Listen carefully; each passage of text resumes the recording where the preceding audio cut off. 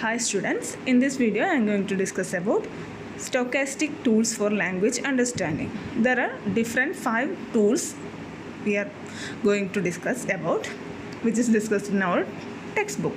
Okay. First one is statistical techniques in language analysis. Okay. Under this, the natural language is considered as a random process.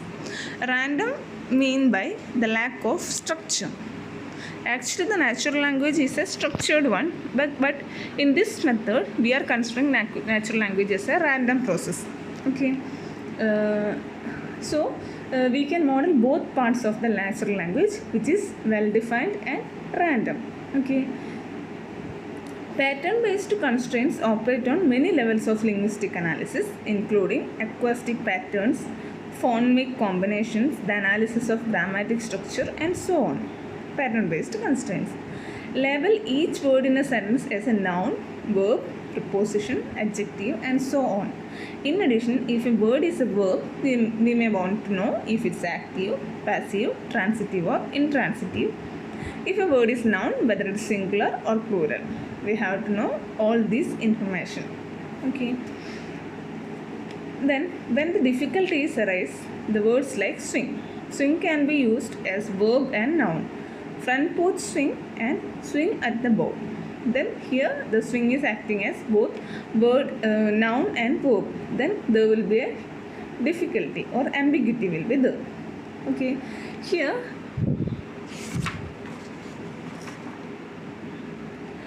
there are two sets using. The first set is set of words in our language, which is SW, which is equal to W1 etc. WN. Then second one is set of parts of speech or tags, which is termed as ST, is equal to T1 etc. TM. If there really were only one correct sequence of tag for each sentence, this probability technique would always find the correct sequence. That is, there will be only one correct sequence of tags, correct sequence of ST. Okay, then we have to find out which is the correct sequence. We can find out that correct sequence by using the probability method.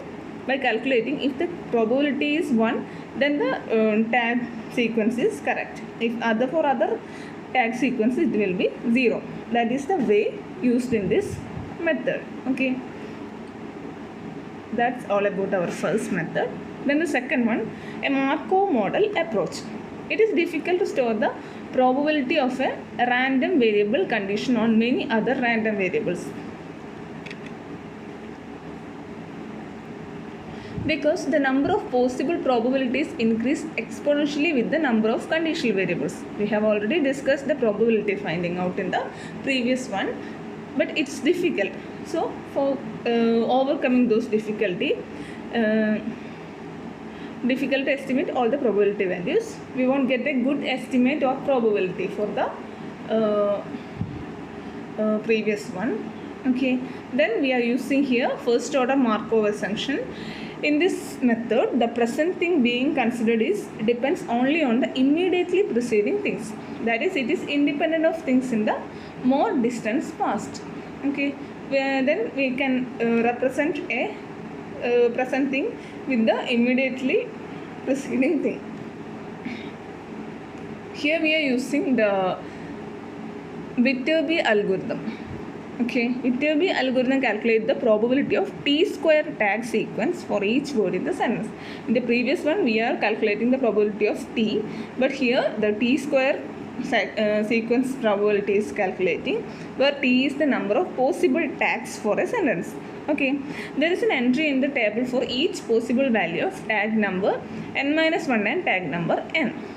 Okay, this algorithm guarantees to find the tag sequence which is maximizing the equation.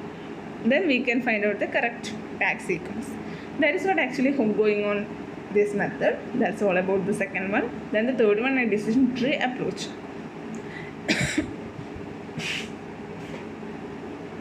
Problem with the Markov approach is that it considers only local context. If Instead of tagging words with the symbol parts of speech, we wish to do things like identify an agent, identify an object, or decide whether the verbs are active or passive. Then a rich context is required. Okay, in this method we are applying those concepts. Here we are combining the Markov approach with the parsing techniques. Okay.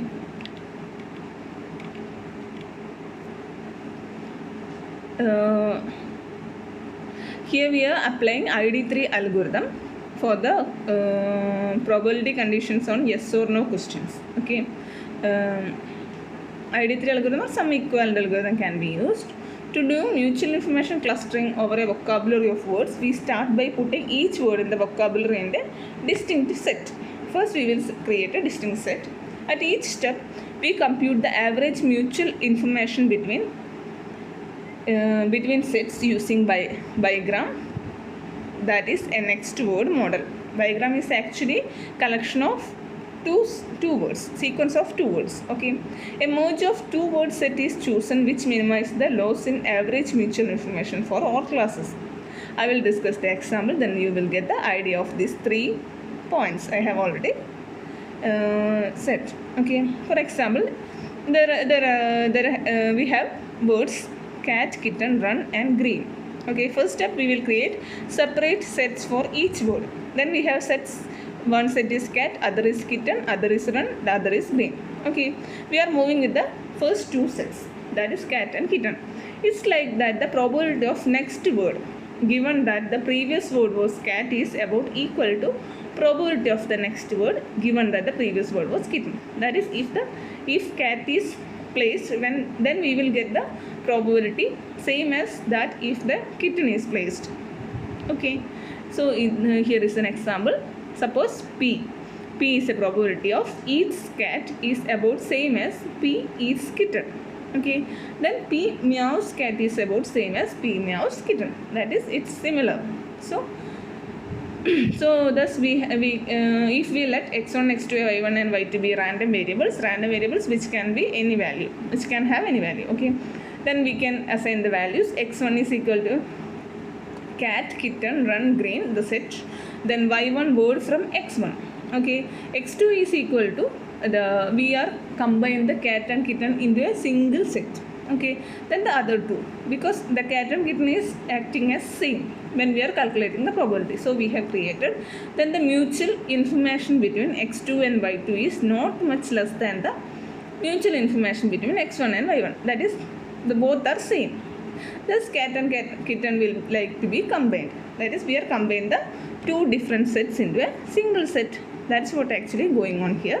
If we continue this process until we have combined all possible classes, we get a binary tree. We can create a binary tree. Then bit code can be assigned to word based on the branches taken within the tree that reaches the leaf node that has the word in it. Okay, if we need the word cat or kitten, we will get the same bit codes.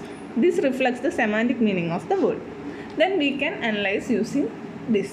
This is third method. Okay. Then the fourth method is probabilistic approaches to parsing. We have already discussed about the parser tree. Okay. Ambiguity arises when the fact that there are often several possible parsers for a given sentence, and we need to choose which parser might be the best one. Here is the 2 parser for a sentence, which is print the file on the printer. That is the sentence. Then we have 2 parser. The first one is sentence verb is print. Then noun phrase contain noun phrase and preposition phrase. In the noun phase, there are article the, then noun file. In preposition phase, there are preposition on. There are another noun phase which is contain article the, noun printer. Okay, it can also be represented as verb phase and noun phase, in which the verb phase contains the preposition phase. Okay, then verb is the print, preposition is on, then noun phase is article the, then the noun phase is printer. Then other one is noun phase. Inside the noun phrase, there are article the and noun is file. Which is the correct one? Actually, the first one is correct one. Then we have to find out which parser tree is actually correct one. In this situation such as this, grammar rules alone are not sufficient for choosing the correct parser. The primary use of sophisticated techniques in the parsing domain is to help resolve ambiguities. Okay, this technique requires a large training corpus of sentence with their correct parsers. Okay, we have to train using those sentences. Then speech understanding, converting speech to text, and handwriting recognition are three further areas which have a long history of using stochastic method for modeling. The most commonly used stochastic method in this area is the trigram model for next word prediction. Okay, trigram is actually sequence of 3 words. Okay, then there are we don't need to go very deep about the trigram model. It's only mentioned about it in the textbook. So I'm here is also I am only mentioning the term. Okay, there is also a new approach which is called as grammatical trigrams, which informed by basic association between pairs of words called linked grammars. The linked grammar is much simpler and easier to construct than the traditional grammars used by linguistics and work well with the probabilistic method. Okay, there are 2 methods which can be applied under this probabilistic approaching of parsing. First one is trigram and the other one is grammatic trigram. That's all about this topic. The next one is, the last one is probabilistic context-free parser. Okay, here context-free parser is using 2 different probabilistic context-free parsers are structure-based and lexicalized. Okay, structure-based parser use probabilistic measures for each grammatical parser rule that occurs. That is, for each grammatical parser rule that occur. Okay, the probability of each parser rule is a function of that rule happening combined with the probability of its constituents. The probability measures for each grammar rule PRI can be determined by how often that grammar rule occurs within the sentence of a language corpus.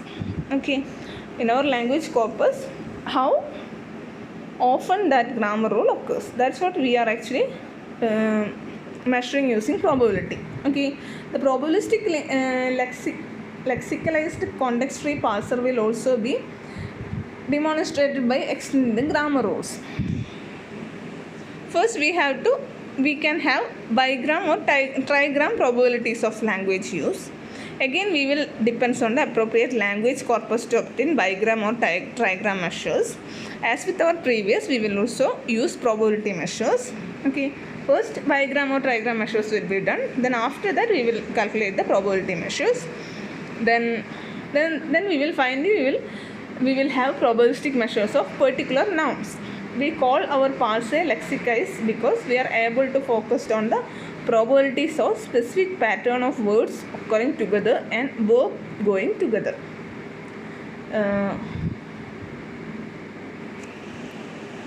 There is nothing deep in this topic. Actually, the slight idea about the different parsers are only discussed in this last one. So that's all about this sophisticated tools for language analysis. Okay, thank you.